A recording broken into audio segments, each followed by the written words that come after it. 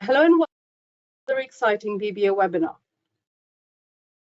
I'm sure all with me on one of the most topics in the consumer at the moment, the transition from CE to UKCA and what happens in the. My name is Shumaila Yusuf and I'll be hosting the conversation today. I'm joining.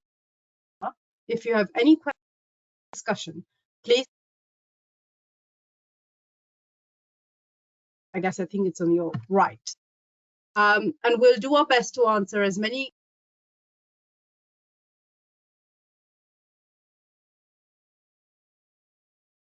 Watch it or share it with people. Look out for the link, which we'll publish soon after. Joining me today on this topic is our interim head of BBA, Jason Harry. Some of talk at the webinars too, specifically around this topic. Jason, welcome. Straight in, have a lot to share with us, so I'll hand over the reins. Thank you, Shumaila.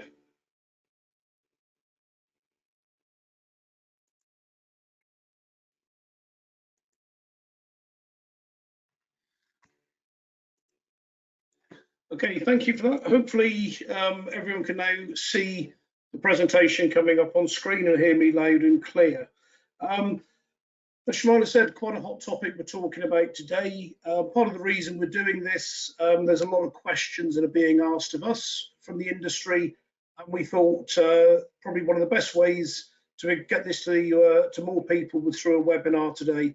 Please do ask questions at the end if we don't cover it all. What I would just draw yourselves attention to as we're doing this is please bear in mind the BBA aren't the people who make the rules. We didn't decide on this. We didn't decide on Brexit. And it's the government's policy and it's the government we're adhering to. So the latest information, the most up-to-date information, as our reference as we go through this, is all on the government website. So we'll try to do this just to really make sure that we've got the information out there and you know where we are, what's happening, and just to give you a point of reference. So very quickly, where are we and what's happened? CE marking, we hopefully are all familiar with, previously had, that was under harmonised standards or European technical approval. ETA was the way that we did it, and the way that Europe still continues to. However, post-Brexit, we have a UK way of doing these things. The point here is just to highlight really that the intention is UKCA is mirroring what we had with CE marking. A few subtle differences. The CE mark becomes a UKCA mark for products in the United Kingdom.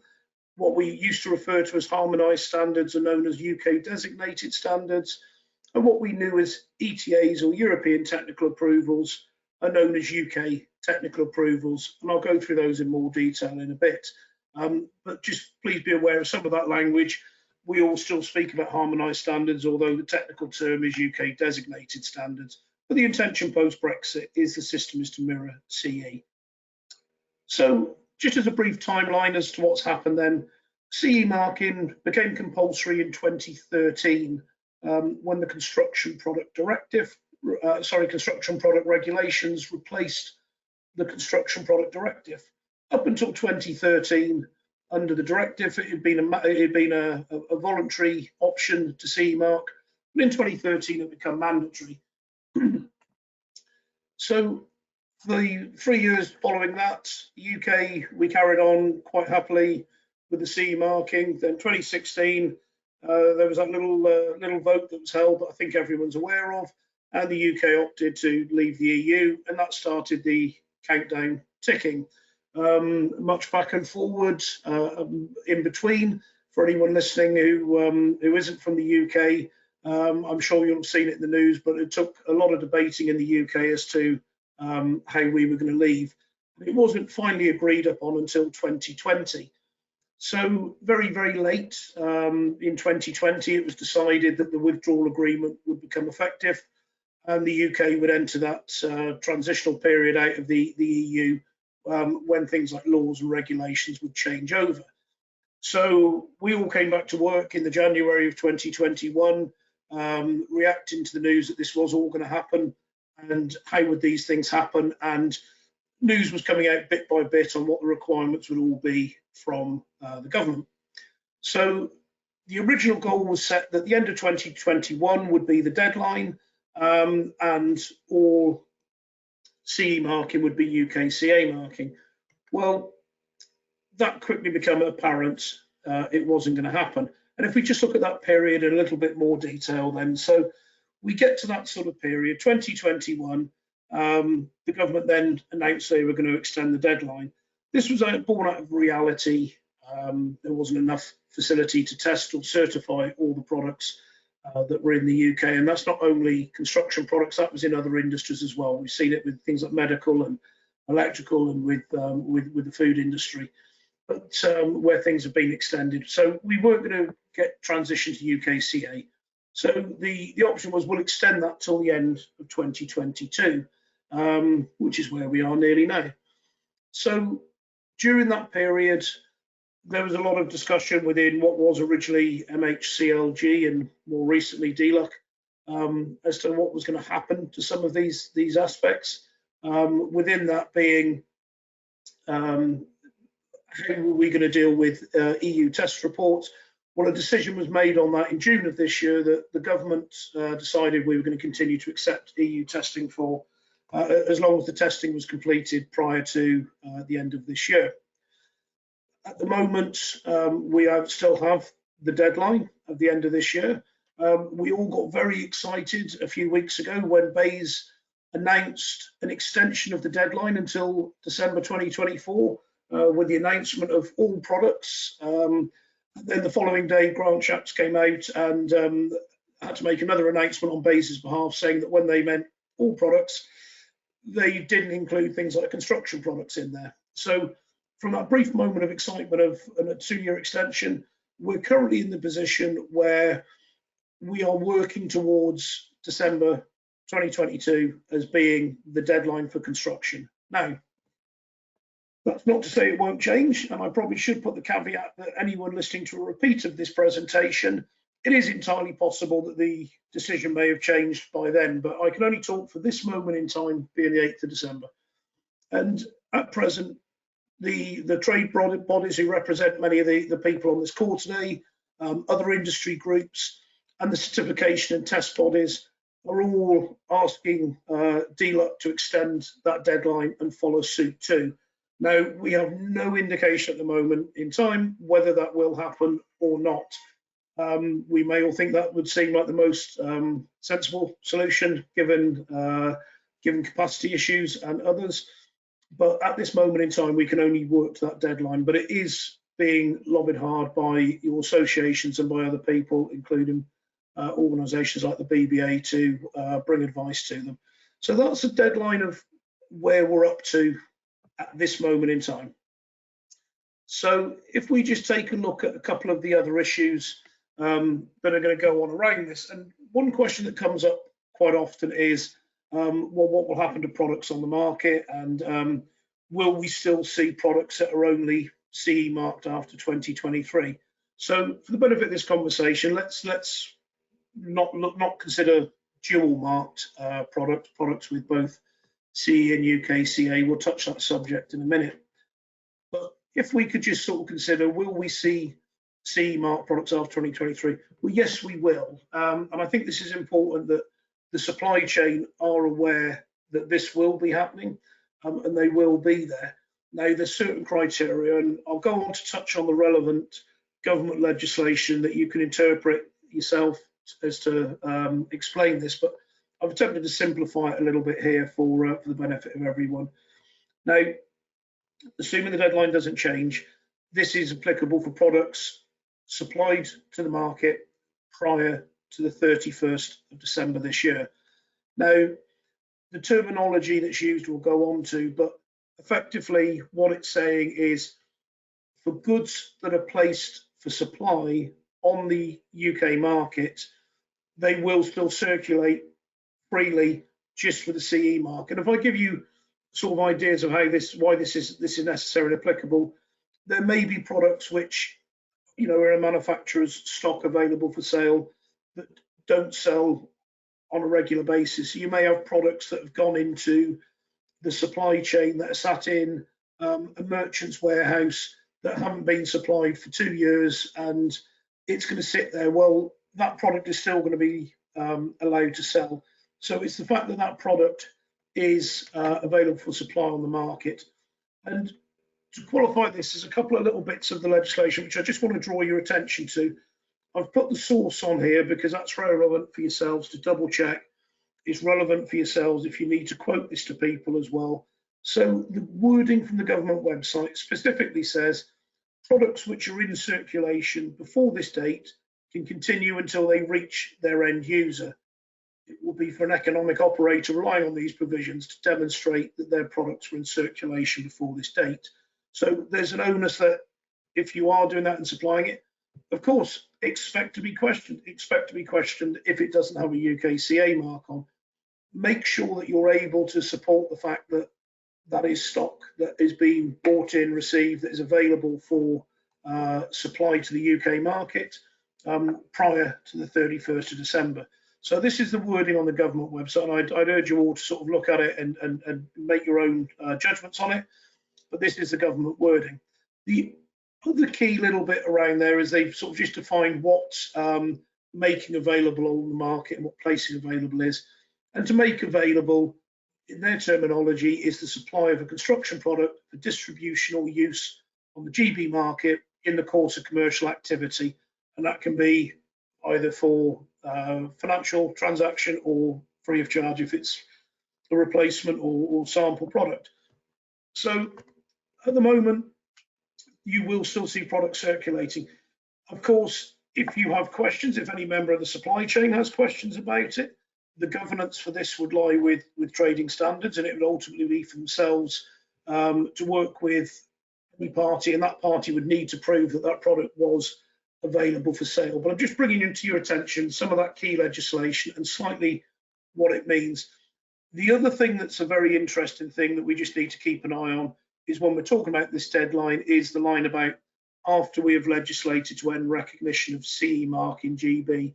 And that is something that we're still waiting for. We've had replacement acts, but we're still waiting for that to be taken away. So again, this comes down to when we're talking about, is there an extension? I'm sure in the questions, the burning question everyone wants to ask is, will there be one? The answer to that is we just do not know. There are drivers which make it feel like that would be the sensible option, but what have we ever related politics and sense to be completely the same? So at the moment that is unknown, but just drawing your attention to where you may find some of that key legislation. So really now, just to recap the routes for CE marking or UKCA marking, what is required, what's required on there. I would imagine most people on this call understand this or know this, but I just want to clarify because it explains a bit more on the next slides. So the first question is, does it fall under a UK designated standard? Does my product fall under a UK designated standard, previously a harmonised standard? Well, if the answer to that is yes, then the answer is categorical. It must be UKCA marked. Okay, and that is what we're calling the mandatory route. This has always been known as the mandatory route. This hasn't changed since CE marking. It's still the same. But if it falls under a UK designated standard, then yes, it must be. Now, if it doesn't fall under a UK standard, the second question to ask is it covered by a UKTA, a UK technical assessment? And if not, we'll go on to what that means on the next in the coming slides. But if the answer to it is yes, it has a UKTA, then it must have UKCA marking, and that is known as a voluntary route. So we've got two routes to UKCA marking. One is it's covered by a UK designated standard, the mandatory route, or it's covered by a UKTA, and that's the voluntary route. And what we're finding a lot is people may not be sure or say, well, it's not covered by either of these, but they still think they have to UKCA mark. Well, the answer to that is if it doesn't fall under a UK designated standard, and if the product does not have a UKTA, then it is not required to UKCA mark. And in fact, it cannot CA mark. That was the reason the voluntary route was created, was for manufacturers who wanted to UKCA mark, maybe because of commercial demands, maybe because that was what their industry were driving for. But without a UKTA or harmonised standard, it cannot be UKCA marked. So it's important to remember we will still have products on the market with UKCA marking, the same as we did with CE marking, but that is completely correct because they are not required in law to do so. So the reason I wanted to explain that was I'm going to touch a bit more around European technical assessments and UK TAs as well now. So the ETAs in use will not be recognised in the UK after December 2022, keeping that deadline in mind. So some manufacturers may have it on some products, may not have it on others. But the ETA, because you cannot, that's only for CE marking, that will not be recognised for UKCA marking, the UK market beyond December 2022. Now, it's important to remember as well that the UKTA is, this is why I was looking at it as the voluntary route and terming it as that, it is still not mandatory even if you had an ETA on that product. So you may take the decision that you CE mark it for sales in the EU, Northern Ireland in the EU, but you don't UKCA mark for the UK. So it is not a requirement that you must, just because you had an ETA, transition to a UKTA. However, as I mentioned on the last slide, UKTA is the only way to UKCA mark if there is no designated standard. So that voluntary route is the only route that remains. And once the UKTA has been awarded, then the UKCA marking is mandatory. So if you don't have a UKTA and a designated standard, product may be supplied, absolutely fine. But if you go down the UKTA route, once you've gone down it and you have a UKTA, then you will be required to UKCA mark. So the bit at the bottom is the sort of headline that I really want you to take away from this, and it's important that this is understood in the supply chain as well, is that a product not falling under a UK designated standard and not falling under a UKTA or not having a UKTA can still be legally sold on the UK market, as there is no requirement for that product to be UKCA marked, nor is there any opportunity for it to be until something is in place. Obviously, I'm only talking about construction products today, not other industries. So if we're looking at issues like that, UKTA, what happens post 2023? Are we still able to get it? Well, yes, we are. There's two ways of obtaining a UKTA from January the 1st, same as they are today. And that is BBA as a technical assessment body. We can convert the ETA to a UK, so we can convert the European technical approval to a UK technical approval. Or the other option is to create one from new. And I'll cover a little bit more of the details around this because there are some complexities, but we could create one from new. So even if you don't have an ETA currently, talk to the BBA and it is possible that we would create one working with the designated UK assessed document, which I'll talk about because there's some limitations with that. And once that's created, once you've got a UKTA, then of course, in the same way that we can convert an ETA to a UKTA, a European tab would be, an EU tab would be able to convert the UKTA to an ETA at this moment in time. So yes, you can still get UKTAs from next year in the same way as we're doing currently. So I mentioned then about EADs and UKADs and UK designation. This is a subject that's come up quite a lot in recent months as to, there are some, you may have an ETA. It does not mean it can be necessarily converted to the UKTA, although you have that document.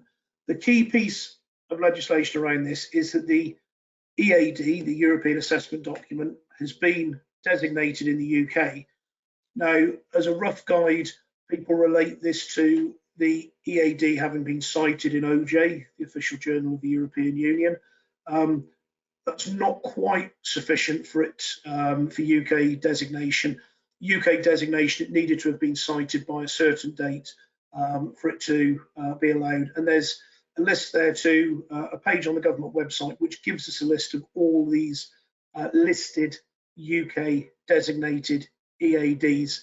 If it's not on there, we cannot convert it. So even if you have a current ETA, you may have had an ETA that's been in place for 10 years, it's not a guarantee that it can be converted to a UKTA if it's not been designated on that list.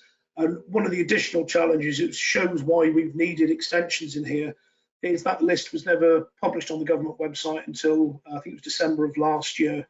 So we had a whole year where some of these things still were not fully known. So if that hasn't been designated in the UK, what does it mean? At this moment in time, quite frankly, it means there is no way to proceed. You cannot have a UKTA if there is not a UK designated UKAD, as it is now known.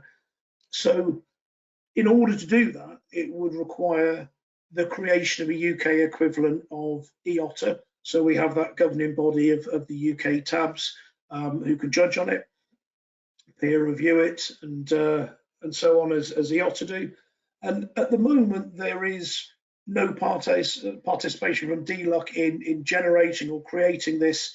So whilst it's a body that is likely to need to happen in the future, at the moment, there is no signs. I couldn't sit there and say, yes, in the next few months, this will be happening. So please be aware that anyone working with UKTAs or ETAs, there is a possibility that some will not be converted, so they will not be able to UKCA mark at this moment in time due to UK legislation. So just touching on one of the other questions that comes up quite frequently to us at this stage was around dual marking. And at the beginning, I said you may see some products coming onto the market which show only the CE mark. As I said, they may, as long as their products are placed on the UK market prior to the 31st of December, then they're not breaking the law in doing so. However, you will also see that some will display both. Again, there is nothing wrong with that. There is certain legislation. Again, I've listed the links to the government website in case anyone still needs to read up on how to mark the product and packaging for the guidelines. But the short version of it is, yes, you can display the UK and a CE mark on the same product, providing that both are essentially clear and identifiable from each other. You know, one isn't larger or obscuring the other, etc. So yes, you may dual mark product and packaging, and link to the government website, which explains that in more detail, is on there. So just as we're starting to wrap this little bit up on here, one of the other questions that's come out several times now is, can we put all the information on one declaration of performance? And yes, technically you can. You'll see again a link to the government website and their wording on there, which says that you may, providing that you meet both the GB and EU construction product regimes requirements. So by that, it's going to be referencing standards. You'll have harmonised standard for CE and UK designated standard for UKCA. The name of the legislation, we have construction product regulation for EU and the EU order number, the requirement number for it. And for the UK, we have a changed wording, the Withdrawal Act for Construction Products Regulations. So those all need declaring. In all essence, in my opinion, having a separate one for the CE and a separate one for UKCA is going to be the most easy and simplistic path for anyone to follow. It allows you, if one product changes and the other doesn't, you can make your updates more easily as well. So whilst the legislation does say it is possible you could put it on there, I think most people would agree the simplest thing is to have one for your UKCA and one for your CE. So those are a few of the key topics, a few of the key subjects that have come up recently.